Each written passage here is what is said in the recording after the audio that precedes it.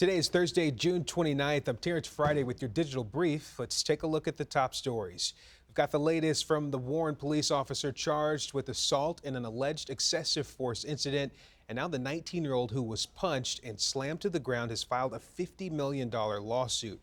Figer Law filed that lawsuit on behalf of Jaquan Smith against former officer Matthew James Rodriguez, the Warren Police Department, and the city. The incident happened around 6 a.m. back on June 13th at the Warren Police Department jail.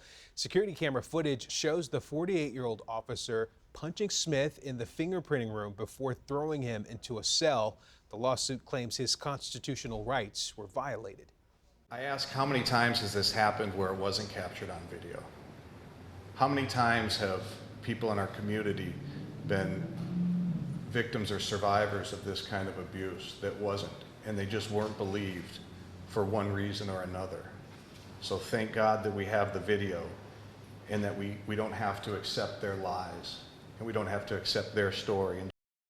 Rodriguez, who was a 14-year veteran of the force, was officially terminated this past Monday. We have an update for you from Wyandotte. There's been quite the back and forth in the city as parents continue to make sure that T-Mobile antenna does not get turned on. The school may be out, but the controversy continues. Recently, school board member Frank Tarnowski resigned from his role. He says he was tired of being the only one who was speaking out against that 5G antenna. After several parents sued the school district along with current former city leaders as well, a judge temporarily paused the antenna's activation date. Tarnowski now says that he doesn't believe the previous administration that approved this deal had the community's best interest in mind. I had children going to this school and this was going on, no, I would probably, I've been threatened to be censured a few times. They want my voice to be closed, so I've been landlocked.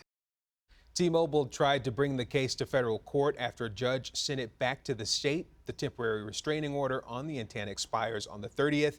No word on when the court date that's scheduled next will happen.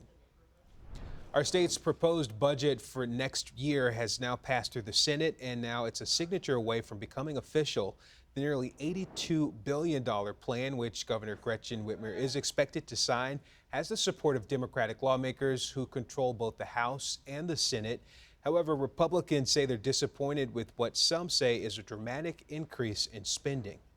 About the first time in Michigan's history, we are fully funding the Special Education Foundation allowance as well. Increased at-risk student funding, increased funding for rural and isolated school districts as well, universal meals for all students. There are so many good things.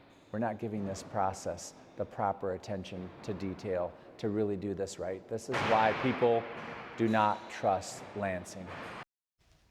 A large part of the proposed state budget is the record-breaking $24 billion school budget that includes $9,700 for every school kid in the state, along with $160 million for free breakfast and lunch programs for every public school student, and that is regardless of their family income.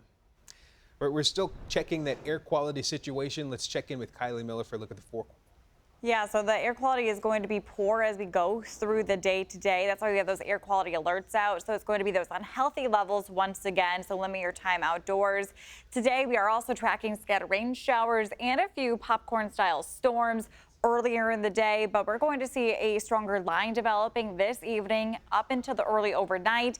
And during that time frame, some storms could really pack a punch, going strong to severe, with the main threats being hail, some strong gusty winds that could cause some damage and power outages. So make sure to stick with us here, your next weather team. Temperatures for these next few days will be in the 80s, but we're looking at rain and storms today. We're going to have another chance of that for tomorrow. Over the weekend, expect some wet weather as we roll into the holiday. Tuesday, partly cloudy skies, but temperatures climbing back into the middle 80s. Terrence? All right, thanks, Kylie. That's going to do it for today's digital brief. For weather, news, and sports, we're covering it all for you here on CBS News Detroit. We're streaming live on the CBS News app and Pluto TV.